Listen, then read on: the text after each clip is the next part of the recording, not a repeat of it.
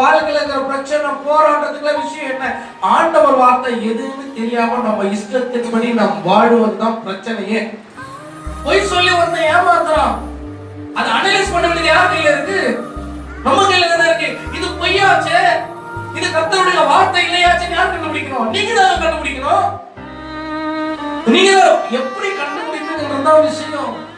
நீங்க கர்த்தரோட நேரத்தை செலவிடுறீங்களா இருந்தீங்கன்னா கர்த்தர் வார்த்தைக்கு மனுஷ வார்த்தைக்கு வித்தியாசம் என்ன பண்ண முடியும்? கண்டுபிடிக்க முடியும். இது சாதாரண விஷயம் நான் சொல்றது. இன்னைக்கு நம்மள யோசிச்சு பாருங்க. இன்னைக்கு நம்ம ஈஸியா சொல்லி கர்த்தர் சொன்னாருன்னு, அப்படிதானே? நல்ல கவனம் வேணும். கர்த்தர் சொல்றாரா, மனுஷன் சொல்றாரா, பிசாசு சொல்லுதா? அதுல கவனம் மிக மிக மிக மிக அவசியம். நம்ம எந்த அளவுக்கு ஆண்டவருடைய சமூகத்துல இருக்கிறோமோ அப்பதானே கண்டுபிடிக்க முடியும். கர்த்தர் என்ன பேசுறாருன்னு கண்டுபிடிக்க முடியும். அவரோடு உறவாடினவனுக்கு தான் தெரியும்.